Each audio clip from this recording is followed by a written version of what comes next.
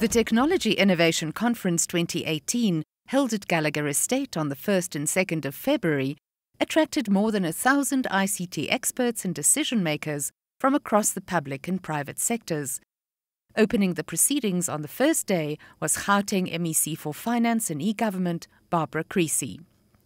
The world is experiencing unprecedented levels of technological innovation that are changing the lives of each and every one of us. Technologies such as 5G, machine learning, the Internet of Things, automation, big data, blockchain, and artificial intelligence are transforming everyday life, the workplace, and all economic activity. The digital industrial revolution represents a new paradigm. It is therefore important that we understand the scale, breadth, and pace of digital and technological innovation. We must do this so that we can properly plan and organize innovation to benefit all of our citizens. For the Gauteng province to take advantage of these technological changes and to manage the risks associated with them, our province will need strong technological innovation ecosystems. One that enables all of us to together promote innovation, develop new technologies, expand job opportunities, and optimize the benefit for all of us. According to the World Economic Forum, we stand on the brink of a technological revolution that will fundamentally alter the way we live, work, and relate to one another. In its scale, scope, and complexity, the transformation will be unlike anything humankind has experienced before. We do not yet know just how it will unfold, but one thing is clear. The response to it must be integrated and comprehensive, involving all stakeholders of the global polity, from the public and private sectors to the academia and civil society. So says the World Economic Forum. Klaus Schwab describes the digital revolution or the fourth industrial revolution as a time of great promise and great peril. It needs to be prepared for and anticipated if the threats are to be mitigated. And once again, the World Economic Forum estimates that 65% of the children entering primary school today will find themselves in occupations that do not exist in future. We are fast moving to a future in which 41% of current jobs, especially in South Africa, will be rendered obsolete by automation, even long before these jobs are available. This is a time when 35% of the skills that are considered important today in the workforce will have changed beyond recognition, and others would even have disappeared completely. Uzar Yunus, an analyst at Albrightstone Group, argues, and I quote, "If developing economies are to grow, they must implement policies that equip people with the skills required to operate and develop new technologies. Basic reading and writing skills will not be enough. The workforce of the fourth industrial revolution must know how to write and read computer codes and work in conjunction with sophisticated hardware and software. The fourth industrial revolution is like a bullet train coming, and it is up to the policymakers to prepare and enable the masses to either get on board or risk being a casualty in its path," close quote.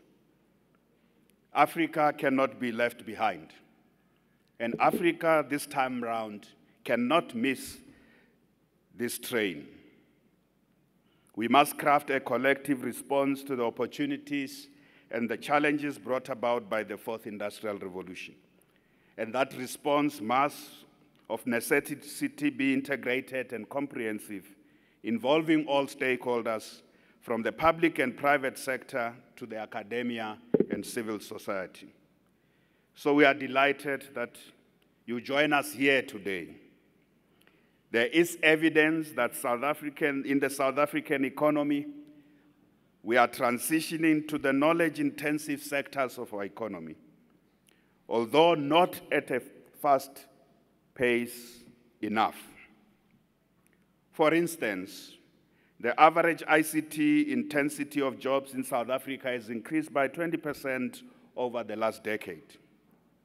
Gauteng, our province, is determined to be the leader in the innovation, research, and development sectors of our economy.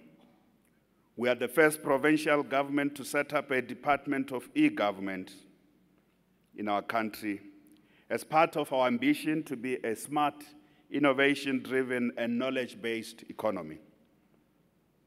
We have an innovation ecosystem already that is evolving, and this innovation ecosystem is at the center of the unfolding industrial transformation of our provincial economy. One of the things that we need to be alert to is that entrepreneurship requires an environment which rewards risk-taking.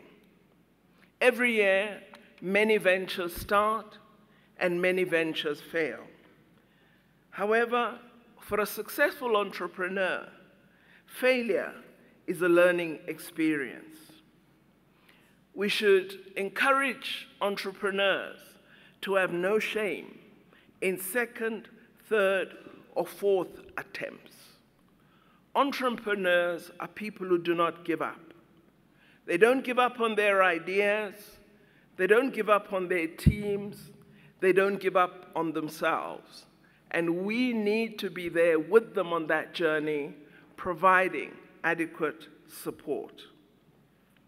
We must, as South Africa, ensure that startups become the heartbeat of our economy. I am inspired by the success of new entrepreneurs and innovators who've taken advantage of our booming tourism industry, of our booming mobile industry. I'm excited about the growing market in renewable energy and the evolving market in the cultural and creative industries. It's local innovators and entrepreneurs who will ultimately create the millions of jobs that we need to grow an inclusive economy. We need to start challenging this notion that the digital revolution means there'll be no opportunities. We won't be idle. The opportunities will be different. So we need to in-skill differently. But human ingenuity and our participation will be necessary, and so we should stop creating this notion that digital change is a threat to human economic activity. What I believe we need to do much better than we're doing at the moment is to look at the consolidation of individual technology innovation initiatives into a well-coordinated, well-crafted intervention, strongly driven at all levels by, I hope, Gauteng. Such consolidation would assist in providing the essential enabling infrastructure which will allow the various individual initiatives to blossom and grow. Having too many experimental pilots doesn't give you the impact that you require. And I think coherent coordination will assist us to achieve massive impact. In addition, there is a need for private actors to participate. I'm pleased at the wide variety of agencies present at this conference, as I hope that they will take on the obligation or necessity to tap into the bottom-up initiatives from the science, technology, and innovation community. We are already at work with Gauteng in helping it to drive its investments in support of a consolidated approach. I really congratulate the province on creating a department to drive an e-government agenda and for the good progress that has already been made in building systems for e-tendering and the more effective use of ICT in teaching and learning. We've also begun to work with the province on how new, locally developed ICT solutions can be tested and further developed as part of the e-government rollout of the province. Since we adopted our ICT research and innovation roadmap in 2013, we have managed to establish formal collaboration partnerships with ICT multinationals such as IBM, Microsoft, SAP, and Cisco. However, we do pay attention to bringing local companies on board. Engagements have already started between our department and Gauteng to identify opportunities and models where the procurement spend of the province in ICT can simultaneously meet provincial and national objectives. At the national level, this includes opportunities for enhancing the uptake and deployment of locally developed technologies and the strengthening of niche technological capabilities in which South Africa could become a global leader. The opportunities can draw on the immense capabilities that we've started to develop in the fields of data science, cyber infrastructure, data security, mobile applications, and cyber and data processing. These capabilities are growing significantly on the back of investments in the Square Kilometre Array and a range of other complementary initiatives, such as the National Integrated Cyber Infrastructure System, which promotes scientific and industrial development through the provision of high-performance computing capability, and the Data Science for Impact and Decision Engagement Program, which meets our strategic objective of national human capability development within the field of data science. I must add that economically, the Square Kilometre Array represents the largest science-based capital injection into the African economy by far. The estimated total investment of the first phase of the build of SKA is in the order of 1.5 billion euro.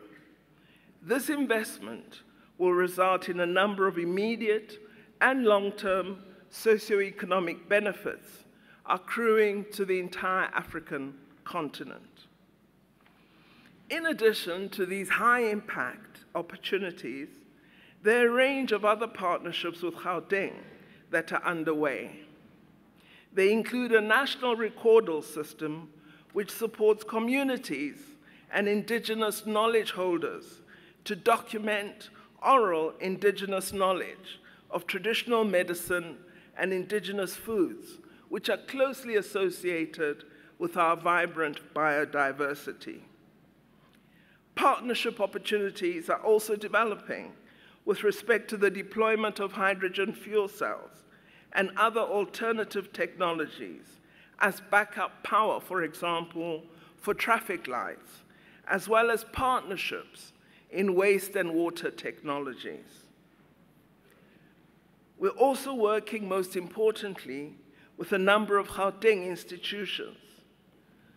in order to collaborate with our Chinese colleagues in research, development, and innovation.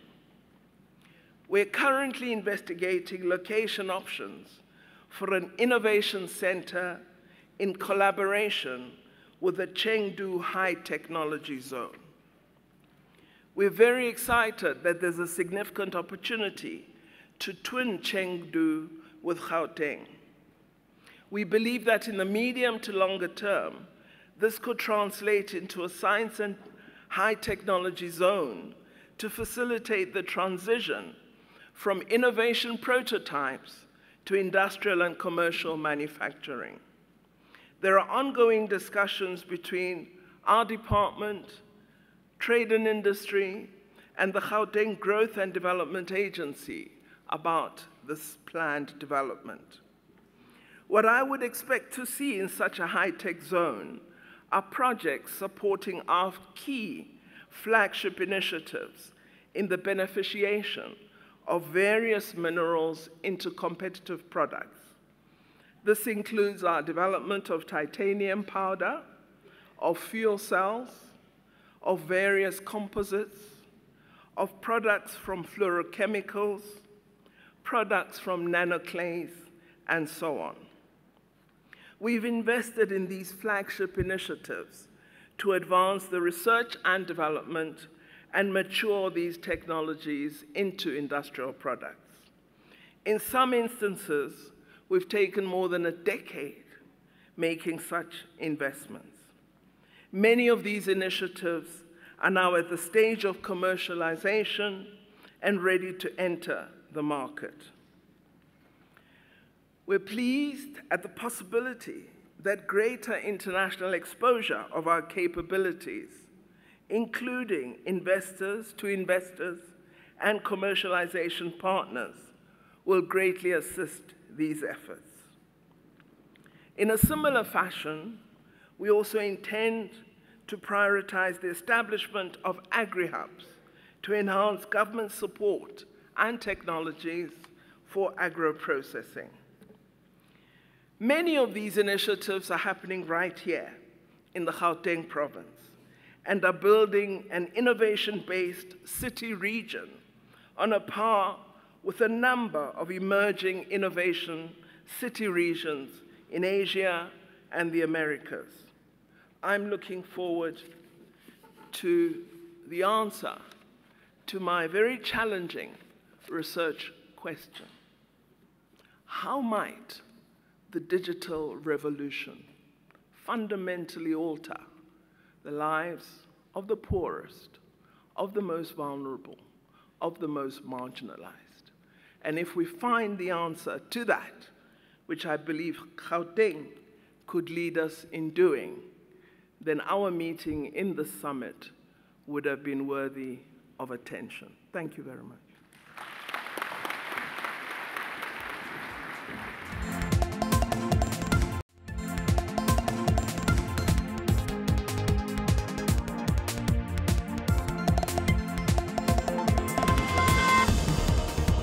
So our first panel discussion, benchmarking disruption and innovation.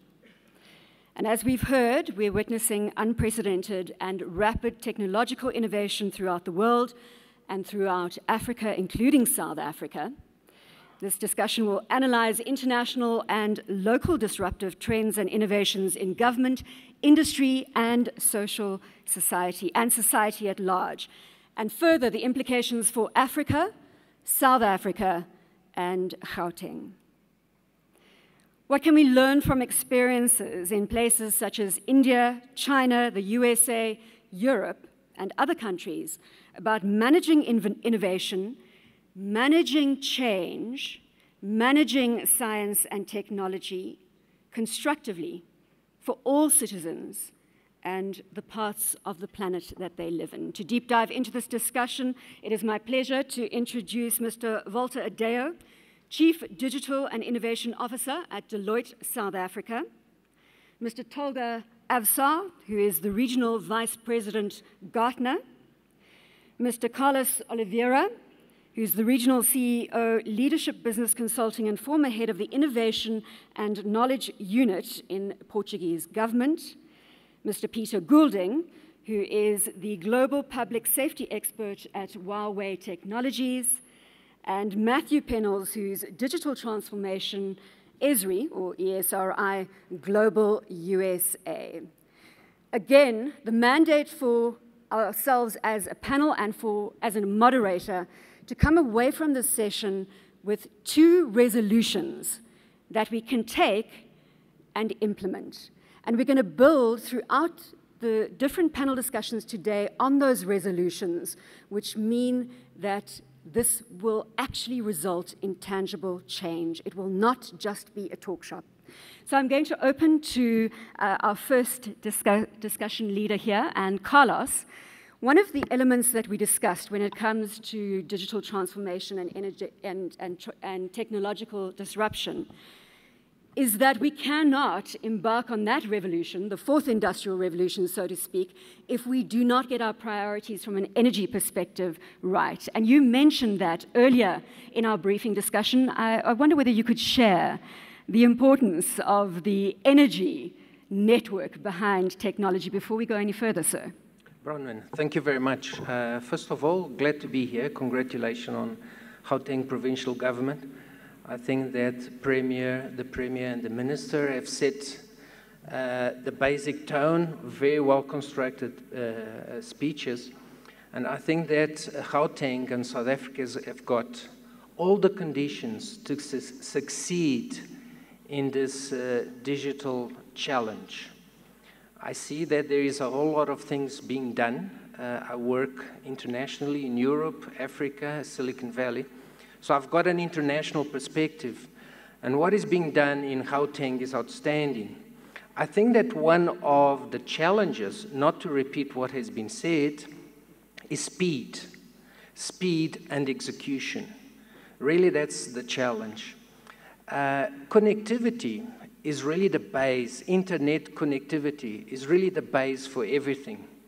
And I see that there's a very ambitious plan being implemented, and that is fantastic because it gives the conditions for society as a whole to engage in this digital revolution, which is not only for the rich and the business, is very liberating for the poor and the poorest, as the Minister has mentioned.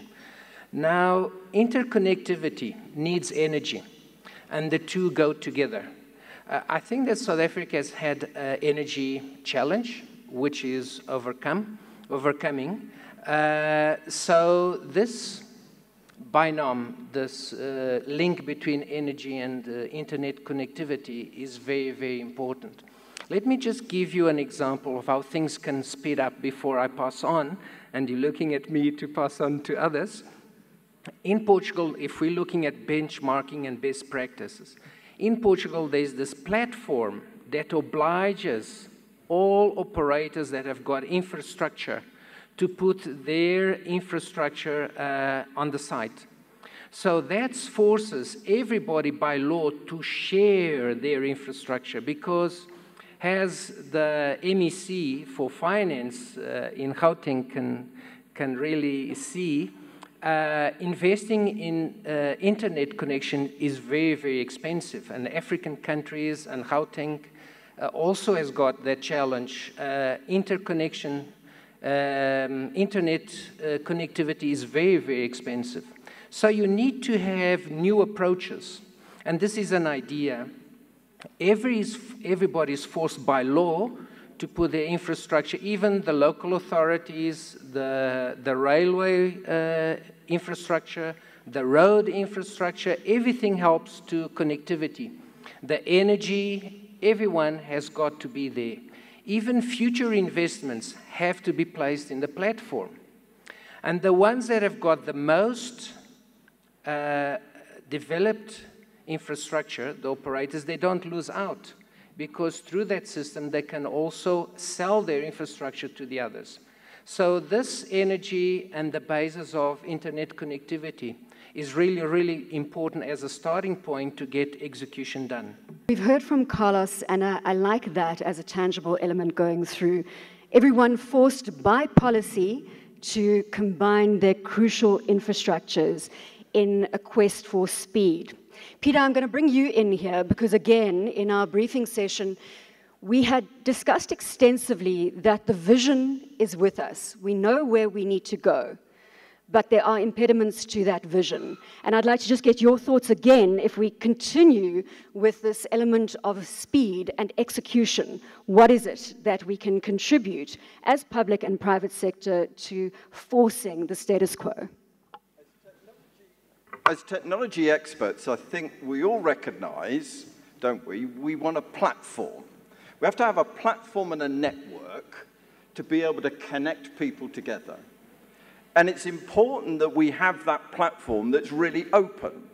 So you can connect to it, you can connect to it, you can develop whatever application you want. That, I think, is absolutely critical. But now we've got to discuss, what are we going to use this platform for? And it's about information. It's about data. It's about sharing that. It's about analysing it. It's about doing something with it. I have a piece of data that maybe somebody else in this room really needs to be able to do a key thing. And that key thing is to give a better service to somebody, because that's what we're all about. So it's about getting the technology and the platform and the network right. It's getting the devices to be able to do things, but critically, the barriers that we got to get over are the barriers that we got in our own head. I have a piece of data and I won't give it to somebody else. It's in my department. I can't share it with another department. We're going to security. We're going to how we need to protect that. But if we're going to move into the future, if we're going to answer the minister's case, we've got to be able to share the information, exchange it, analyse it, and do something with it and give it to somebody that's going to take some action on it. And that action is to improve the quality of life of somebody here in our province. Peter, thank you very much for that. And just to reiterate Minister Pandor's question to us all, and I think this is a key theme that we need to reiterate throughout the day. How might the digital revolution alter the lives of the poorest and most vulnerable of society? Peter, thank you for building on that. It's hard. I think it's really difficult. But I think we could be making a mistake if we think we have to ensure everybody who is disadvantaged or poor or doesn't have access must have some form of connectivity, must have the skills to be able to do it. An 84-year-old lady with Alzheimer's is never going to be able to log on and do something on an application. What we need in this connectivity is to provide a better service to the 85-year-old person who's got Alzheimer's. She doesn't have to log on. Somebody else has to use the data and the information to give the service to that person at the point that they need. Give the service to the carer of the person that's got Alzheimer's. So it's the connectivity of getting the information to somebody here in this room who employs somebody to provide a service. That is the key, not necessarily ensuring that every single person must have the skill and knowledge to be able to do it on their own through some form of device. That, I think, might be an area that we will get into difficulties with. Peter, I want Tolga to come in at this point because we are again building on this theme of sharing infrastructure, of making sure resources are pooled to reach the most marginalized of society. And it would be interesting to see what Gartner has to say on the sharing economy when it comes to digital infrastructure insofar as international trends are concerned. I would like to start with sharing some Gartner insights from 2018 CIO survey. And out of this survey, when we look at especially when we compare the African enterprises and African companies with respect to top performance, Especially the difference is the difference is at the scaling part. So there is a barrier between initiation and scaling throughout the world, but specifically, especially at Africa. So when it comes to scaling, what are the critical success factors for digital scaling? Let me tell about this. There are 3 points for digital scaling. One of them is digital dexterity. So about creating the necessary capability for our human resources, for our people, is really important. Why it is important, I will come to this point at the second point. This is about network effect technologies. We are talking about AI, we are talking about IoT, we are talking about APIs, and the thing is, not just these single technologies, the combination of these technologies, interaction of these technologies is the most compound and impactful effect. How does it happen? This happens only by digital dexterity. You can think about, like, it's a kitchen. You have the salt, you have the pepper. Salt is the IoT, and API is your pepper. The thing is that, who is the chef of this kitchen? Chef of this kitchen is our kids. So that is why connectivity, I would like to also connect this topic with the connectivity. Connectivity is important, as we need to really utilize the resources to improve intellectual assets of our kids. This is really important. I would like to share one of my experience with my kid. When he was 4 years old, he was asking me questions, maybe hundreds and thousands of questions. One of the question was, Papa, if we go to the space, is there air in space? No. Papa, if we go to the space, is there Wi-Fi?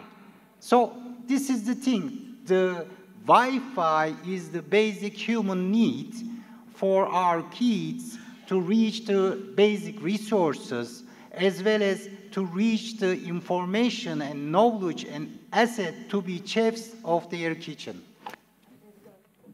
Hearing that from a 4-year-old, Wi-Fi is a basic human need, and I think it goes back to what the Minister was saying with regards to education, to the focus on science, technology, engineering, and maths, the STEM skills, the speed of execution that we need in that space.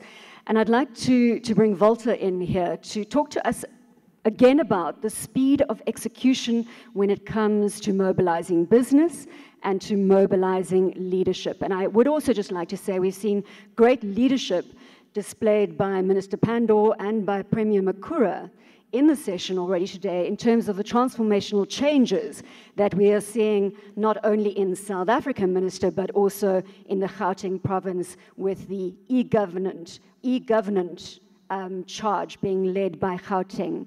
So, Walter, speed of execution when it comes to leadership and business, sir. So I think, probably as the non-technologist on the panel, a critical component to speed, while it's enabled by technology, we have to ensure that we've got the right focus in place in terms of what we want to achieve. So the challenge with innovation is that and digitization is normally that we try to do everything from the get-go. And in order to ensure that speed, it's important that the leadership of the province defines a very clear blueprint as to what they want to achieve. So rather restrict the focus in order to get the process going aggressively with very clear outcomes that we want to achieve. And then once the program is going, a critical thing that results in failure in most programs that I've seen is lack of governance.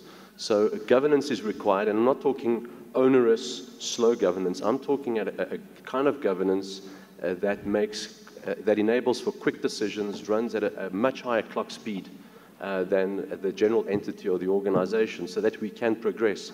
And then without doubt, what you mentioned, in order to attain that speed, it's leadership. We need very strong leadership, and I'm encouraged by Minister Pandor and Premier Makhura in what they've shared with us today, their ambition. Because without a doubt, whenever an organization, be it public sector, be it government, be it whatever the case may be, these initiatives start off with a lot of resistance to change. And so that leadership imperative is critical to get the first turn of the flywheel going on these programs. Before we go to you, Peter, I just want to get the interactivity on this technology going, because I am not going to rest until I see many people in this room logged onto the Slido application. The question is, how would you rate Gauteng Provincial Government progress towards Industry 4.0? And you can see the results coming in there. Right now we're sitting at 34% of the audience saying that we are seeing a good progress being made by the Gauteng government, and hopefully that score is going to come up. Let's see. Yes, Peter, you wanted to add? It's about speed of implementation, and I think a point I wanted to make is we're not starting from a blank sheet of paper. We've got a lot of services that do a lot of fantastic work with information and IT, and they're sitting in data centers, and they've all been built in little silos because that's how we built it. That's how it's evolved. And now we've got to try and break down these silos in a technical sense. That is very easy. I'm not the expert. There's somebody in the room from my company that could help you, as there are from others, to tell you how to do it. It's the organizational silos. That's the harder bit. That's the bit that we really need to tackle. And I know the province here is really moving in this direction very substantially. But it's a challenge for all of us. How do we break down those internal departmental silos to be able to say, we've actually got to turn the way around how we do business to take advantage of the new technology, take advantage of this new industrial revolution to really physically change the services and how we deliver it. Matthew, let's bring you in here. And I think that that continued focus on silos and breaking down the silos comes back to the theme that we've put on the table right from the outset of this discussion, and that is sharing critical infrastructure to fast-track solutions in digital transformation of the economy. Matthew, let's bring an American voice to bear. Well, your representation, of course, a USA organization. Sure, yes. A British accent living in Dubai for an American company. So I think my colleagues here around the table have really nailed it, because we talk about silos, and we talk about data silos, we talk about in-government silos, and we talk about commercial silos. My challenge to the digital transformation world is that no one company and no one organization can achieve this on their own. So the days of being competitive, and obviously the commercial world would still exist, but the days of going it alone are gone. Whether they be PBPs or different forms of partnership, it really is a joint effort. When we look at the data silos, Peter touched upon it here. If we think about data, I'm going to use addressing as an example. There's examples around the world where, as a little delivery company, I've seen e-commerce, I've seen Amazon, etc., and I want to move forward with that, but I don't know where my customers live. So I'll go and invent my own little addressing system for my township or my province. But then the government spent millions or billions on an addressing system for the whole country. But if the two people don't know about each other, the small guy will make his buck, and he'll do that, and he'll do it well. And the government will scratch their head saying, why aren't people using our major platforms? So it's about communication and engagement as well. So as you have our data, I'd look towards foundation data. What do countries need to function? They need to know where their people are, if we're going to help them, as the Minister said. We need to know where their other things are, like addresses and buildings, if we're going to move between them. Our technology always needs three things. It needs the technology itself, it needs the skills to be able to use it, but then it needs the data to put inside it. A finance system is pointless unless you've got some numbers inside it. So we need to see those three things in parallel. Thank you for that. And again, I'm going to put a question to the audience and poll that. Is government sharing or also another silo? And this, of course, in relation or in context to the digital revolution. And no, not sharing enough. We've got 87% of the audience believing that government is not sharing enough and is operating as a silo. Peter, let's get your response. I'm glad I followed the audience in that response there, because I think we are in silos, but this is not a blame game. It's just the way in which this has developed, and that's the challenge, is how we break that down. So a lot of that, I think, is in our mindset, and it's also being able to speak to companies like myself and others to understand that you can share and exchange and protect. You can keep your own critical information that has to be retained in your department and nobody must get access to it, but you also have the ability to be able to tap in to things that can be shared, like the address. So a solution that we adopt, and the Minister mentioned, is an ecosystem. So I can provide a platform, I can provide the hardware, I can provide the cloud services or the virtualized services, but I don't do the applications. I work with partners who provide you the applications to press the buttons to do what you want, like Esri, they're one of our partners. And it's essential, I think, that we expand this ecosystem of partners, not just in the technology front, but also how we deliver, what outcomes we're trying to achieve. And that's very much a business end, because the business has got to work with the technology. What outcomes do I want from this process? If we can move the discussion now, I think we're all in agreement that sharing of resources, breaking down silos, maybe even relooking ownership of big data trends, etc., to ensure that we achieve inclusive growth. This is the big term being thrown around the globe at the moment, and it goes back to what Minister Pandor was saying, is how does the technology revolution, the digital revolution, impact positively the most marginalized in society. So let's move now to your thoughts on what can be implemented from best practice globally that will facilitate this digital revolution across the African continent. Carlos. Thank you. Riding on that theme and being concrete, I've been working with several governments, and one thing I see is that Gauteng has got a Department of e-Government. And a very concrete thing, I don't know how it works in terms of politics or in terms of governance, internal governance, but I see that when these departments have got more authority, they work better. And a lot of the times, they don't have enough authority. They are very much related to infrastructure management. They have emerged from a department that was managing infrastructure, and now they need to go into the policy level, to the execution level, and to the transformation level.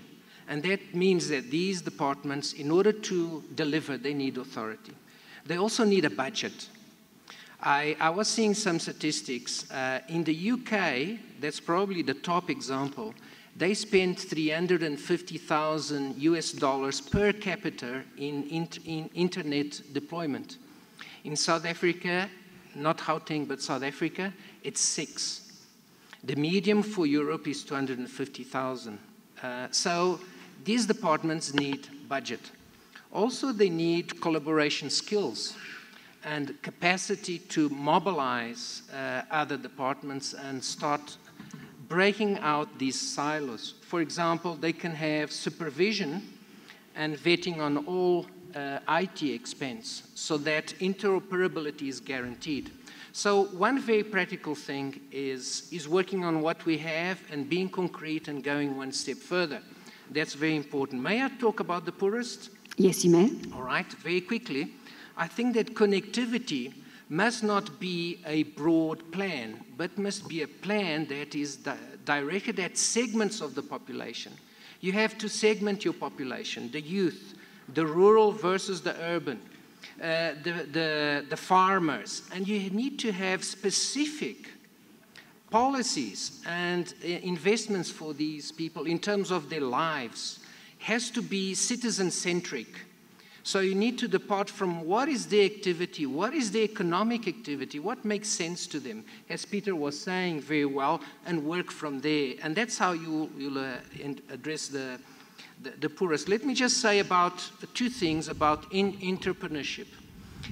Sometimes governments get frustrated by the level of failures of their investments in startups. But it's much better to invest there than invest in and spend money in social unrest, unemployment, etc., etc. It's very difficult to create new jobs, and investment in the entrepreneurial ecosystem needs to be seen with different KPIs, not only with the success of each individual ones, but the impact that they have. And finally, digital skills.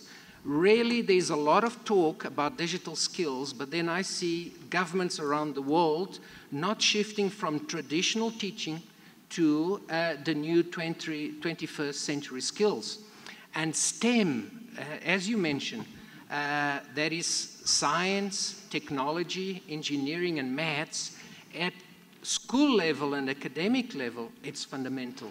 Carlos, thank you very much. Some very concrete plans coming out there, and critically, let's take away the elevation of the e-government department to mission critical, to having the authority to drive aggressive change across society and certainly into the economy, and a bigger budget.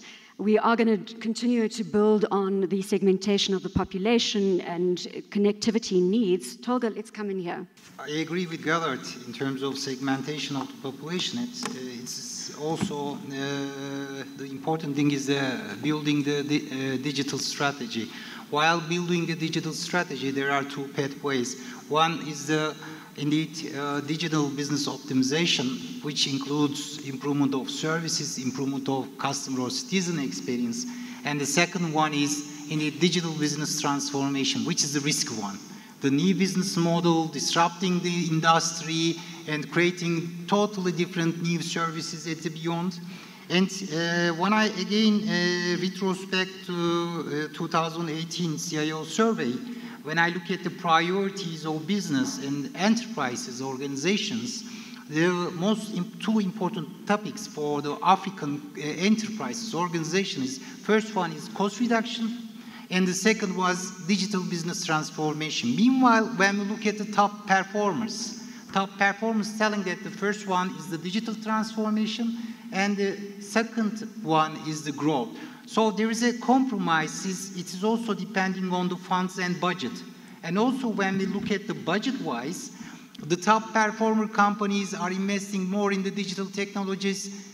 This year, 2018, 6%, and South African countries is investing 3%. So as you can see, indeed, South African and African countries are just balancing the budget of risk, and also by investing in the optimization, trying to get as well marginal benefits from digitalization.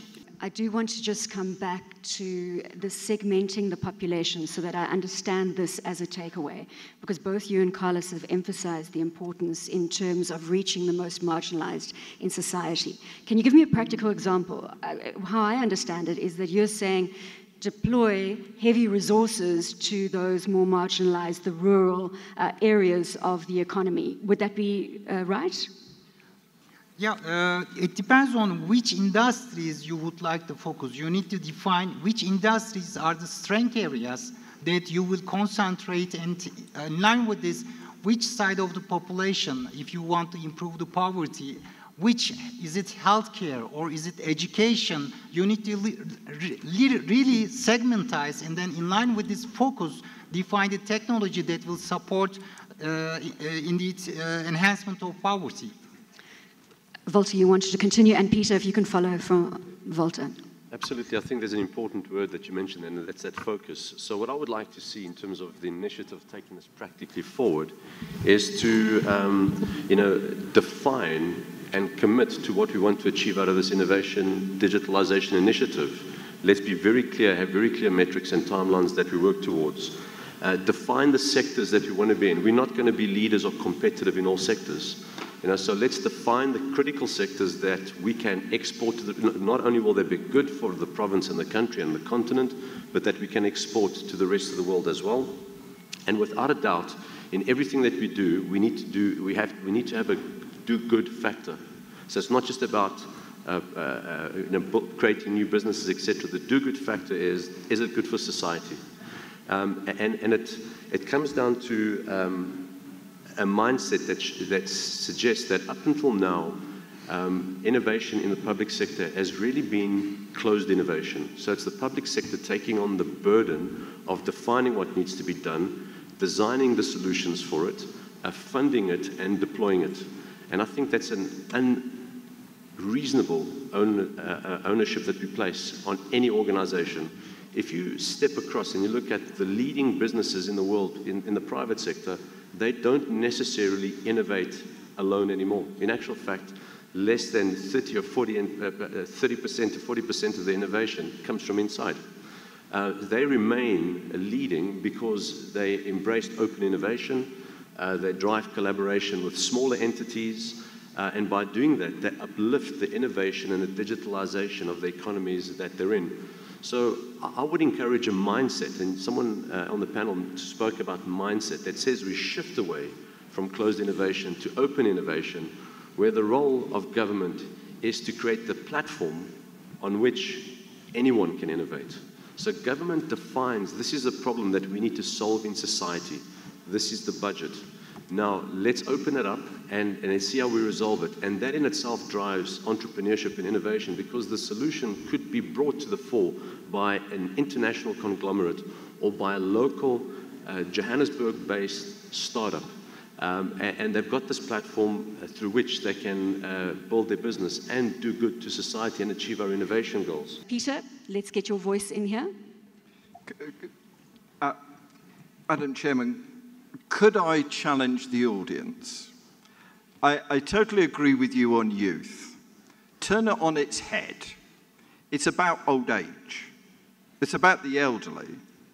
That segment of our population is growing and growing and growing, and is going to need more services from the provincial governments and all the statutory agencies. We're seeing that across the world. So I totally agree with my colleagues about their approach to businesses, and I wholeheartedly agree. I just want to introduce, what about end of life? We all have to have a choice about when it's our term for end of life, like terminal cancer. But do you know how to get that done in any form of government? It is damn difficult. You're dealing with 3 statutory agencies. You're probably dealing with 2 private companies. You're trying to coordinate what you want to happen at the end of your life. Your carers are trying to sort this out. Now, my local doctor is just introducing a My Care application to try and help me decide what I want, so it can be shared across the different agencies and we can all work to my particular end need. Isn't that what we want? So it is about youth. It is about access. It is certainly about jobs. But it's also about ensuring everybody in our community gets some benefit from this. I'm going to quickly run through the panel, starting with Matthew. You've got 30 seconds each. You're leaving this forum with the key input as you see it when it comes to benchmarking, disruption, and innovation, and applying that to the South African, and Gauteng context. Matthew. Sure. A challenge in 30 seconds, but let me try. I think we must look at the 3 pillars that I mentioned: skills, data, and technology. Technology, we're moving forward. Data is there, but you need to make it more open and shareable. And I'd look towards the worrying word, which is standards. If we're going to work towards things like smart cities, then standards, etc., are important. So if I talk about a building or location, it's the same one that my partner, etc., is. We think about information infrastructure. You have an infrastructure ministry looking after your roads. There needs to be the same emphasis to look after your information. Thank you very much. Thank you very much, Matthew. Peter. It's a platform. It's devices. It's a network. It's about people. It's about their skills to use. And it's about interoperability. The ability to be able to work together no matter where you are, what your role is, what your job is. It's interconnecting and operating together as one, as a whole, to bring greater benefit, whether it's from cradle to grave, for everyone in the province. Thank you, Peter. Carlos. Okay, I would say in 3 words, internet connectivity, massive skills development, and a collaboration approach. It gives me 20 seconds just to give an idea. Worldwide, there's a movement towards open data and open government. I think that Gauteng must be thinking about that. One good way of doing it is developing a platform where developers can go and work and use government data. That opens up a whole lot of new business opportunities if that government information is put in an open platform. And that is really transformative. Thank you, Carlos. Tolga. If you consider the constraints on resource, the digital strategy is the very important topic. Definitely the digital strategy should be focused and the digital initiatives should be prioritized. And it should be an evolution, but it should be a revolutionary evolution. To achieve this, scaling is important, and for scaling, digital dexterity, network effect technologies, and use of network technologies by the human capabilities, and industrial digital platforms, including ecosystems, which includes government organizations, as well as startups, as well as enterprises working together in orchestration. Thank you. Thank you, Tolga. Walter. Very quickly, my message would be to the leadership of the province, and that would be, challenge existing paradigms, embrace open innovation, and one of the key components of that where government could play a key role in innovation is innovate around the regulations to enable innovation to progress rapidly in the province. And then finally, let's not worry about being #1 in Africa. I think let's play globally. Let's think about having a global impact, because we can certainly do that. Thank you very much, ladies and gentlemen. A round of applause for the gentleman on the panel. Thank you. Thank you very much.